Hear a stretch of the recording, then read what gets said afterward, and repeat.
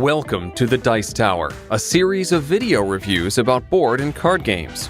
Here are your hosts. Hey there, everybody. I'm Mike Delisio. I'm Camilla Slughorn. I'm Z Garcia. And I'm Chris Yee.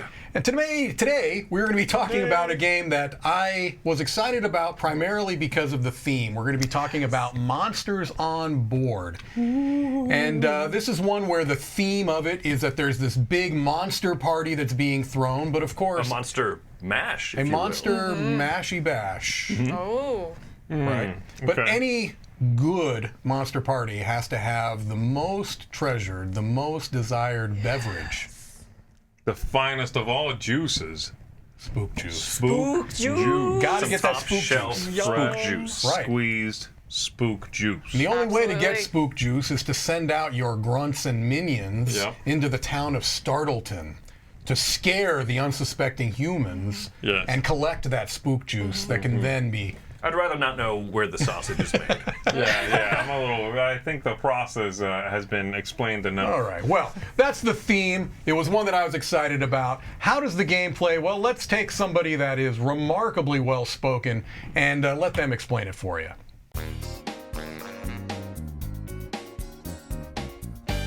Okay, here we see a game of Monsters on Board set up and ready to go. In this game, your goal is to try to gain the most spook juice, which is a powerful spirit that is gained from human fear. And you're doing this by sending your grunts through the town of Startleton, trying to scare humans to gather that spook juice. And you're playing through 6 rounds of the game, and each round has 4 different phases. So let's just talk a little bit about how these phases go. All right, in the first round, what you're going to be doing is you're going to be doing what's called the arrival phase. And so every player would draw 4 dice randomly out of this bag. All right, these are called Lord dice. You'd roll them and you'd place them in your Fearmobile. All right, now, I do want to point out right here at the beginning that what I am showing you is the deluxe edition of the game that came from a Kickstarter campaign. And this review is going to be specifically for that version of the game because we don't have a standard edition. And some of the things that get talked about in the review will be referring to components, things along those lines. So I just wanted to point that out, that this is the deluxe edition. These minis are part of the deluxe edition. They would be standees normally. And again, this edition did not come with the standees, so I can't even really necessarily refer to those. The other difference is that those Fearmobiles that I was talking about, this edition came with both the cardboard constructs, which you put together, or the plastic, big plastic. I hesitate to call them minis because they're pretty large and chunky. Just for the purposes of this, I'll show the cardboard ones. But anyway, you go ahead and you roll those dice, and keeping them at the face they're in, you place them into the Fearmobile that you would have somewhere near your board. All right, so let me just set this up as if it was 2 players. And I'll roll these for 2 of them. What you would do is you would draft one of the dice from the Fearmobile in front of you, and you would place it in one of these 4 driveway spots. So let's say that this was my car. For my first die, I'll go ahead and place that right there. I would pass this car to the player to my left. That player would then pass me their car, which actually would have had 1 die out of it already. I would go ahead and draft one of those, and we would keep going. Let's just say, for example, that I ended up with this. All right. So you draft your 4 dice. That's the draft phase. Then what you're going to be doing is what's called the grunt movement phase. So these dice have a couple of things to keep in mind. They've got a color, obviously, and they've got a value, and they've got some icons on them that are going to be applicable for a later phase of the game. So after you've drafted your 4 dice, then you're going to be doing a movement phase. And the way this works is as follows. In any order, you're going to choose one of these dice and slide them down. What this is going to do is it's going to do a movement for all of the grunts of that particular color. At the beginning of the game, everyone starts with 1 of each of the 6 grunts on their starting spaces. So if I chose to move the yellow grunt first, I would simply move it to the next spot on the row. And this goes down and around like so. There are little arrows to show you that. All right. Now I could do this in any order. So next I might move my octopus there. Then I might move my skeleton And then perhaps I would finally move my werewolf. All right. So they've all been moved. And again, you can do this in any order you like. If you happen to have multiples of the same type of grunt, you can move them in any order, and they're always going to jump over the other one. So you'll never have two of your grunts on the same spot. All right. I'll be talking here in a moment about these little minions that are also going to give you things to jump over. All right. So once you have slid down all four of your dice and you've moved your grunts forward as any order you like, then you're going to be doing what's called the swap jack phase. All right. And that means you're going to be choosing 3 of these 4 dice to place into your spider jack area down here, and you're going to take the applicable actions. The remaining 4th die will go right here, and it's going to give you a certain amount of mayhem, which is a currency in the game to buy things that we'll talk about here in a second. So you would draft 3 of these 4 dice and do the applicable actions. So, for example, let's say I chose this one. This shows 3 of the same icon, which is to pip up your spider jack dice, which all start here at a level 1. All right, so let's say I could put this any one of these 3 rows. All right, you just have to place it to the farthest leftmost no matter when you place it. So I could pip all 3 of these up by 1 and make them all 2s, or I can pip up maybe this one twice and make that a 3, and perhaps I'll make this one a 2. All right. So the different actions that you can take, let me just talk about them briefly. You've already seen the spider jack action, which basically allows you to pip up your dice. All right. Then you've got, it's called feed spider jack.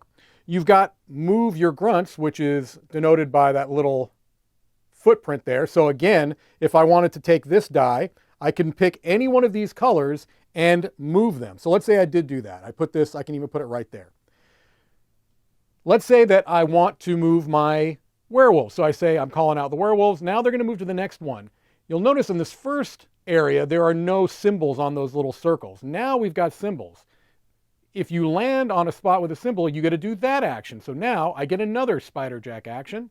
So maybe I would end up pipping up this one to a 2. All right. So I've been doing a lot of adjustments of my spider jack die. The other icon you see here is to promote or demote a lord, which basically just means that you can pip up or down any die on the board except for the one that's giving you that action. So you couldn't pip up or down that die because that's the one using it. But let's say, for example, maybe you have a scoring card that makes you want to change something, or you don't love the actions on there. You can go ahead and pip those up. Let's just say I went ahead and pipped this one up to a 5 because I had a particular scoring card that wanted me to have a bunch of 5s in a row, for example. All right. The couple of other actions here that we can talk about is moving a minion, which is this little symbol right here. What that's going to allow you to do is to choose one of these 6 minions that you start here on your board with, and you can place it anywhere you want on the board as long as there's nobody in that spot. It has to be an open spot, meaning no other grunt or minion there. Why would you place these out? Well, you're going to place these out so that they have things to jump over. So if I placed it in this green spot, for example, the next time that I moved my green grunts, instead of going to that spot with no action on it, I would jump over him and go on to this one that would give me some spook juice, all right, which are the points that you want for the game. So that is why you would choose this action to allow you to either place one out or move one that's already out there on the board. Let's say that I had used that one and done my action. The last one that we didn't talk about here, last couple, are to call Spider Jack and to gain Malice, all right? Gaining Malice is simple. You just track it right over here. I've told you already that that's a little bit of a currency that you're going to get.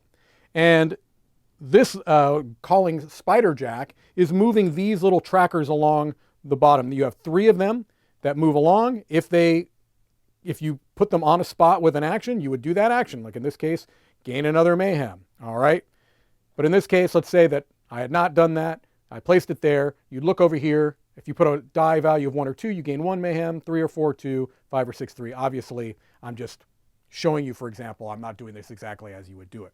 All right. So once you have drafted all of your dice, you've done your movement, you've placed out 3 of the dice to take their actions, the remaining die to go here to get your mayhem, Then what you're going to be doing is you're going to be going to the phase that allows you to buy either cards or tokens, ghost tokens or monster cards, and that's called the spook phase. So I'm going to move the camera up here a little bit so you can see this is kind of the shared board. Everyone has their own player board. In turn order, everyone's going to have a chance to buy these cards, these monster cards, or these ghost tokens. All right? What these cards are going to do are going to give you end game scoring points, and they're all going to be related to the dice that you end up with down on your player board at the end of the game. So this one here says, gain 1 spook juice for each town space your werewolf grunt has spooked. So at the end of the game, if you had this card in front of you, you would gain points for every spot that your blue grunts, all of them, if you gain extra ones, you would count every one you had, as far as they've moved. So that's a good way to get points. For example, another one, gain 3 spook juice for each ghost you have in a neighborhood. What are ghosts? Well, that's the other thing you can buy, and they give you the value here that it costs from 3 to 5, up here 2 to 4 mayhem. Ghosts are tokens that you can place out on your player board. So for example, this is one that when a character lands on it, when a grunt lands on it, it gives you 6 spook juice, 6 points. You would just place this on any yellow spot. You could cover up one that already has an action, but you probably would be more likely to put it over one that is empty, so now it would have a spot. And then when a grunt lands on it, you would gain 6 spook juice. So these ghosts are ways to kind of give these spots that don't have any actions some actions. There are some special types of ghosts that you don't place out on your board. What these allow you to do is gain another grunt of that particular color. So if you got this ghost, instead of placing it on your board, you would just get another yellow grunt, which is the octopus here, and you would place it in a starting spot. Then when they move, you have 2 to move now. It's not going to move into the opening spot. It would move into the next available spot. So let's say that I maybe had these 2 and I did a pink movement. What I could potentially do would be to move this one first, which is going to jump over that one, go there, give me a mayhem, and then this one would jump over that one and get there. All right? So those ghosts can potentially get you more grunts. All right? You're going to play through these phases through 6 rounds. At the end of the game, you're going to score points for a number of different things. The first thing that you'd have to do, and there'd be many more dice here, obviously, at the end of the game through 6 rounds. But what you have to do at the end of the game is look at the values on your Spider Jack dice, and you have to remove any dice that are beyond that number. So let's say that this was at a 3, which would probably not be good. You'd want it to be higher than that. And you had placed all of these different dice out here. All right? Let's say you even had filled up this row with 6. If this is set at a 3, you have to remove every die after the first 3. So these 3 would be out and can't be used for end game scoring. So you do want to get these Spider Jack dice up as high as you can so that you can count as many of the dice here in for end game scoring. All right. You would gain spook juice for any grunts in your final area that got down here, 3 points for that color die. So for example, if I had that werewolf in that ending spot, these blue dice at the end of the game would be worth 3 points each, 3 spook juice each. So you want to get a good synergy of dice with your grunts down there at the end. You're also going to gain points for these arch monster cards that I talked about at the earlier phase. And at the beginning of the game, everyone would have gotten one of these prophecy cards. And these are cards that are strictly for endgame scoring. They all max out at 50 points. So if you get everything possible on every one of these cards, they're all going to add up to 50. But these are going to be things that, for example, this one is going by columns. And it's saying that if in your first column here, all 3 are the same value, you'll get 3 points. In your second column, if you have 3 dice of unequal colors, let me get that more in focus, then you would get 4 points. This one, you'd have these 2 values minus each other, equaling that third one would get you 5. And they get harder and harder. Well, they get more and more points. They're a little harder because you have to make sure that you don't have them removed for not having enough value on your Spider Jack dice. All right, that's how the game plays out. 6 rounds. Whoever has the most spook juice at the end of the game is the winner of Monsters on Board. Let's head back over and let you know what you think.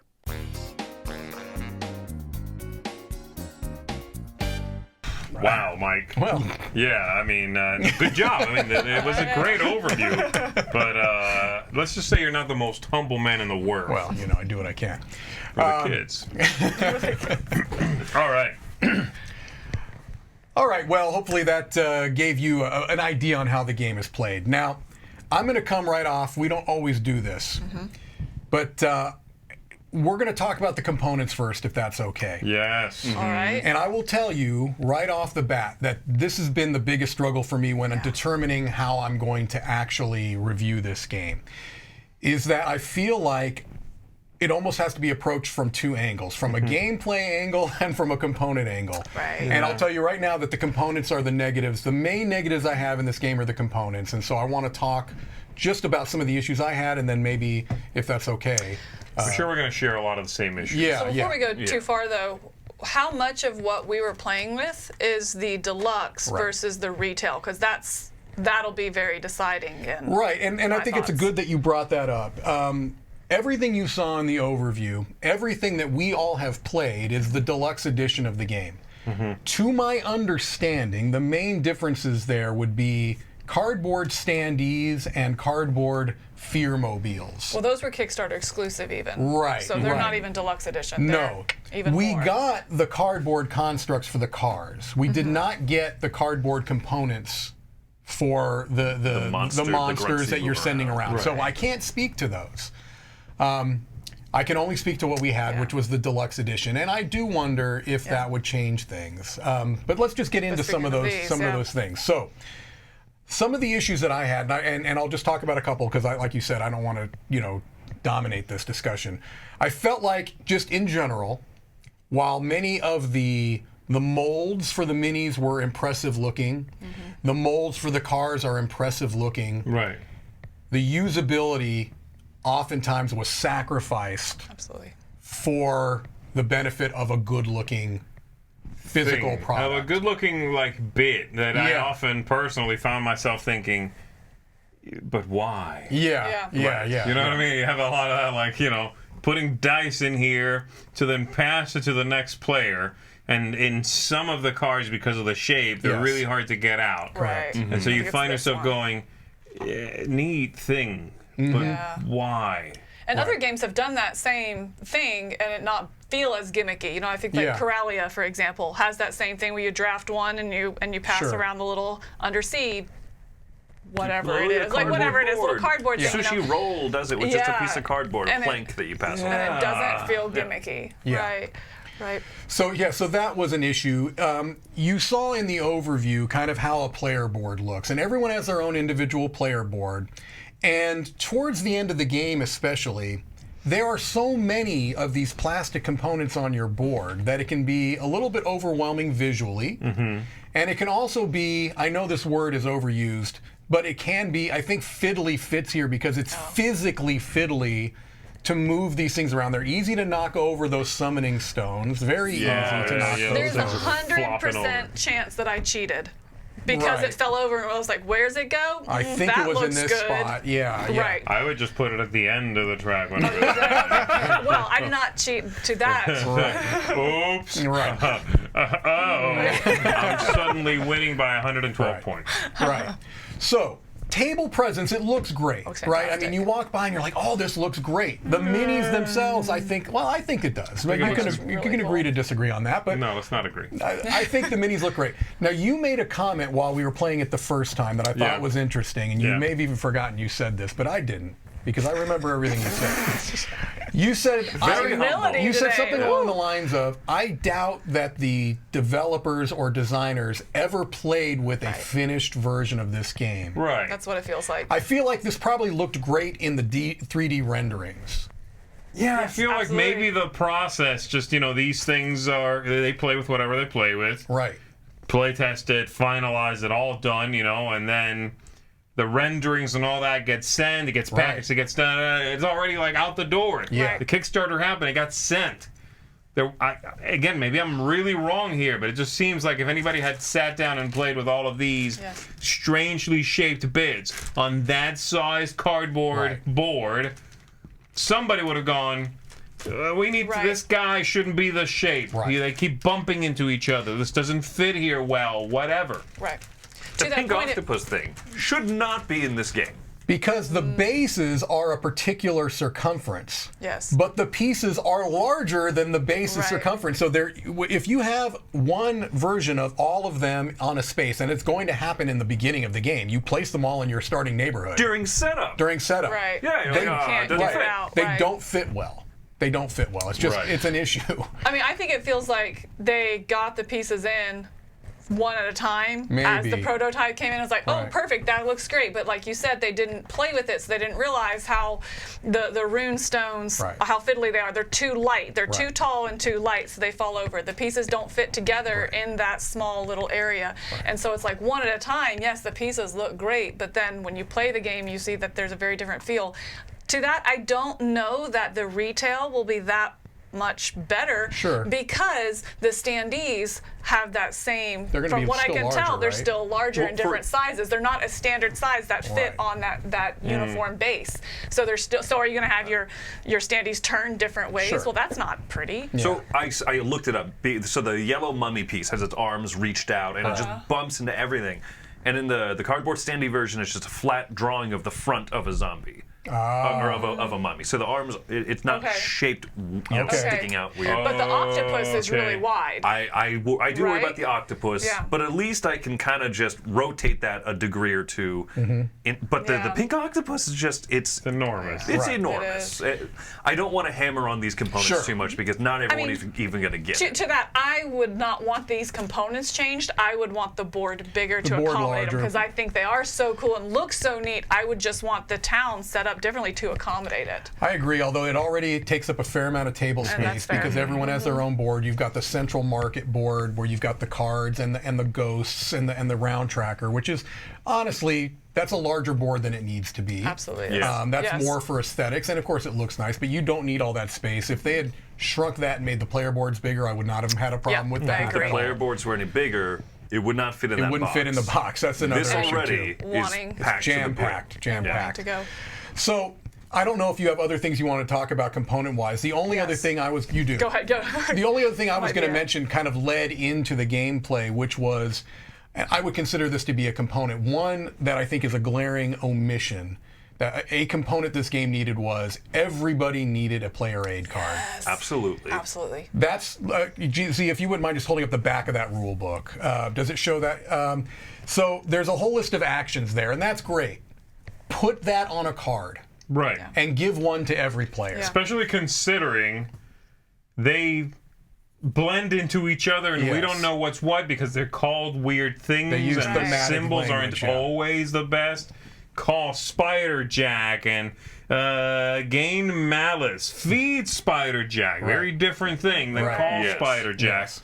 Gain spook juice and Also, what's a grunt and what's a minion? It's easy to Right. forget those things, And right? the pictures don't necessarily help. There's not that. Not really. Once you learn The it, yes, play iconography, 2 or 3, but Right. the iconography is not intuitive. You Sure. know, the components, the two I was going to speak of, one was that the player aid, definitely, because even at the end, I was still referencing the back Oh, of yeah. Sure. the back of the book, and two, just the procedure. It's a very procedural game Sure. in the play. First you do this, second you do this, third you do this, da da da da da. And I was like, just to have that procedure because it is like a 6-step process every single round, and I think that needs to be laid out on a player aid for first-time players. Right. Yeah, And this one is- side symbols, other side And turn the, Right. structure. the turn Exactly. structure. And this is So not to, good. to call you out. There was one aspect that, and I didn't even tell you this. I taught this game a number of times at a recent convention, and other players had the same. Really? They forgot the movement phase. Right.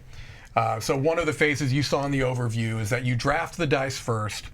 You move. You use the colors to select who you're moving, and then you take actions. Right.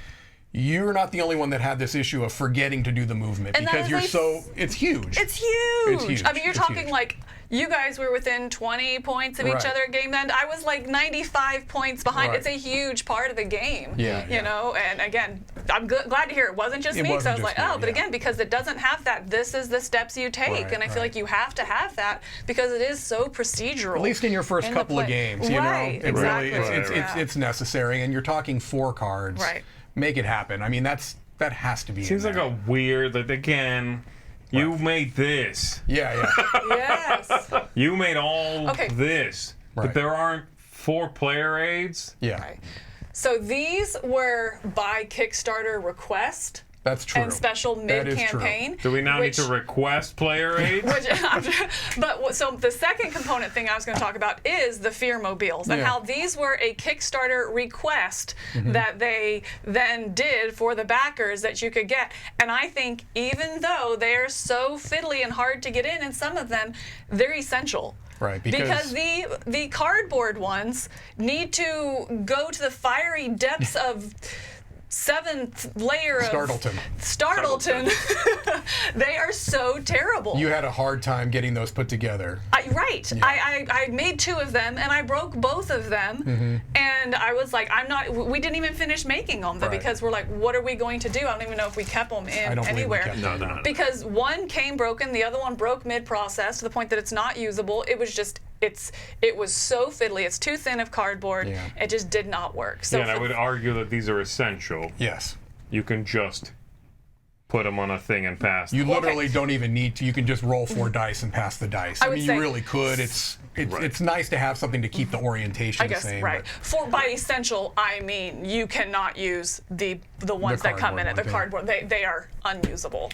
I didn't mess with it. I can't speak to that. I didn't either, yeah. But I will say the town on the right side of your player board, this is a component, this is more of a graphic design type of thing. I don't tend to like tracks that kind of snake around like that. And once again, another thing that I saw other people get very confused about when I played this with them is that the town goes to the right, down a step to the left, down a step to the right. Right. It's not a terribly intuitive way to do a town, to make it feel like a cohesive track, to just look very quickly at different people's boards and say, your green guy is very far along, or not, you know? I don't like the way that part of the town looks. Some of the spaces are neighborhood spaces that have a teeny little house symbol on them, and other ones aren't. They have a tree. And some of the bonus cards reference those. Yeah. I thought the town layout was really bad. I'm opposite. I loved it. But I prefer snake tracks. Yeah. They make more sense to me. What? You do? I do. Yeah. I don't think I've ever met anyone who prefers the back and forth. I prefer them. It just makes sense. We Oh, talked about this in another video. It depends. Do you also like a score track that breaks up the ones in the tens place? No, I do hate where the that. score markers don't fit on the numbers? That is also a huge issue. I replaced those with cubes.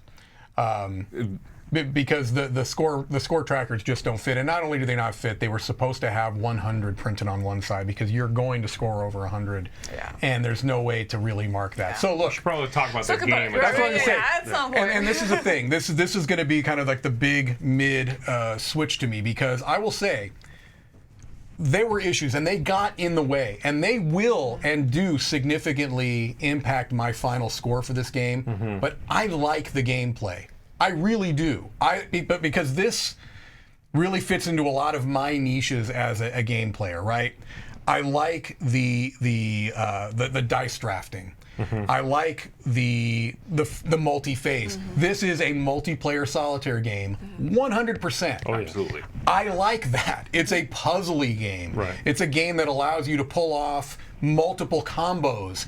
It has incremental kind of thing where the further along in the game you are, the more you can do. Right. I really, although I wish they were a little bit more elegant in how they did the endgame scoring cards. I liked those endgame scoring cards because it gave you multiple things to think about with those dice. Sometimes the color is important. Sometimes the actions are important. Sometimes the numbers are important for your final scoring. I liked having that multi-leveled thought process going on. It felt like a big puzzle with a really fun theme and a neat aesthetic that drew me in. I like all that. Yeah. If these component issues didn't get in the way, this game could have rated quite high for me. Oh, absolutely. Because the gameplay is one that I play this and I teach it despite the frustrations, because I feel like the gameplay is worth it. That's not going to be for everybody. Sure, right. You know, it may not be for everyone at this table. I don't know yet. But for me, I really do like the gameplay. I just wish it got out of its own way. I wish that they been able to spend a bit more time, or chosen to spend a bit more time, maybe even at the risk of frustrating and angering Kickstarter backers, to get this right. Yeah. Because I feel like they did a disservice to the core gameplay with some of the issues we've been talking about. So, sorry. Yeah, I love dice drafting games. It's one of my favorite mechanisms. I like bumping forward on tracks and getting bonuses, right? That is also my type of mechanical mix. Colors matter, the dice faces matter, the numbers matter, and you have 3 or 4 things that you're balancing at the same time as you're making each choice of which dice to draft. And there's only 4 dice that start off in each car, reduces to 3, reduces to 2. I think they nailed that part of the game really well. That's my favorite part of the game for sure, is the dice drafting. It's also the smallest and shortest part by far. The rest of it...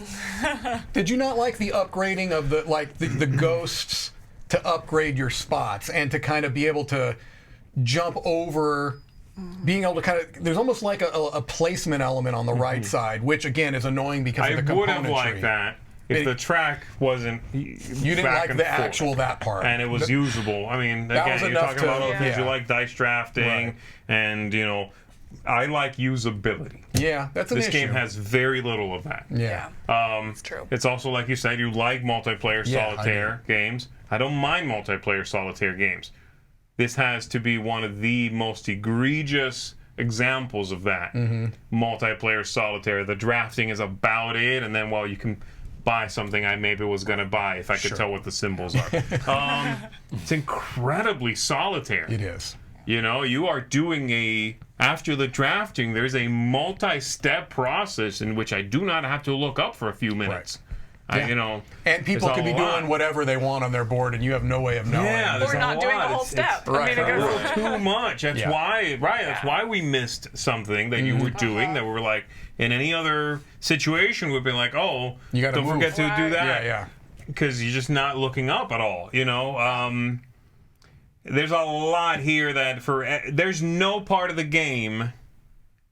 There's no step, no process, no part that I can point to and say, I like that completely. I had an issue with every part of this game, including the dice drafting, because of these. Yeah, I agree with you. The dice drafting is great. Multi-use dice, I like that. I like it in cards. So you do it in dice, I got no problem with that. That's neat. These hurt that. And then on down the line from there, you know. The game, I think, is a very thinky, puzzly game that will reward you coming back to it and playing it more if you dig it. And you can mine some interest out of that. I think this is clearly a thought-provoking game. There's just so many things in the way to get to that. It's really cool a shame. Theme that you incessantly get in the way of, with weird titles for garbage that no one can tell apart, and the symbols that don't make sense, and naming several things too close together. Components, dumb ideas like that score track with having the 1s and the 10s, and there's a single one way out there, and it's so many things that I thought got in the way. Yeah. So, yes, I like the theme here the most. It's the one thing I like the most. I think it's implemented in a way that just did not work for me. Gotcha. Yeah. Any other gameplay thoughts before do we get right to our final opinions?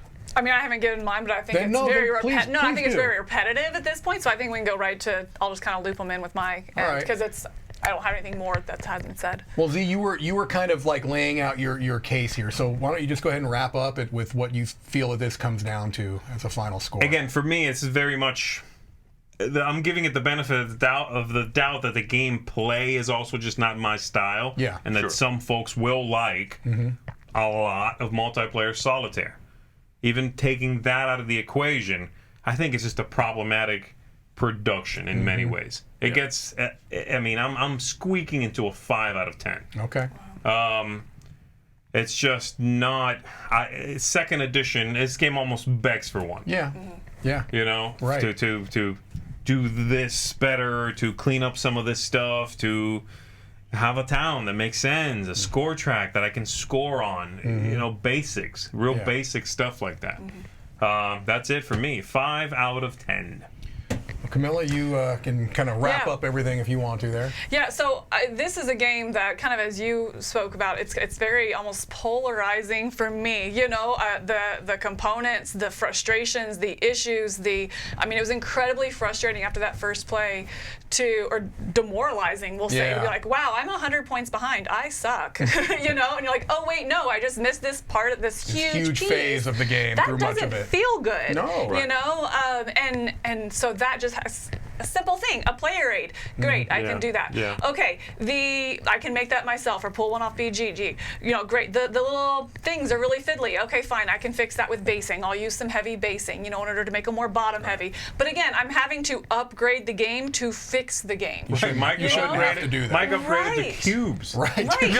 Yes, Yeah. I need to downgrade this game, Yeah. or something like that. And so that doesn't feel good, and that's really frustrating. But the other side of that, the gameplay, I love. This game was not only on my most anticipated games for this year, and then recently on the top coolest ways to use dice or whatever. Because I love the multi-use dice, and that Yeah. sometimes you might just take a hide. I don't care what color. I just want a hide number so that I can get that.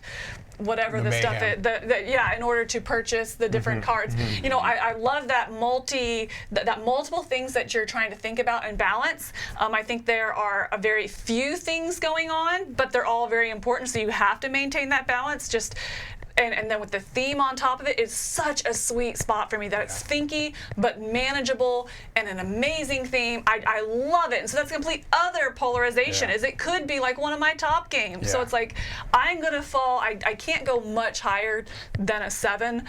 So you know, it squeaks in that seal of approval, but I can't go higher. I want to like this so much more, but I find myself, you say you still play it and teach it despite, I find myself shying away from Sure. it because of that, but I don't want to. I find myself wanting to play it, but like not having the energy to. And that is such a disappointment. Sure. That being said, I still love the gameplay itself, and if you can fix it for me, it would be fantastic. It would be a very different song I'd be singing. Yep. Chris? Oof. Yeah.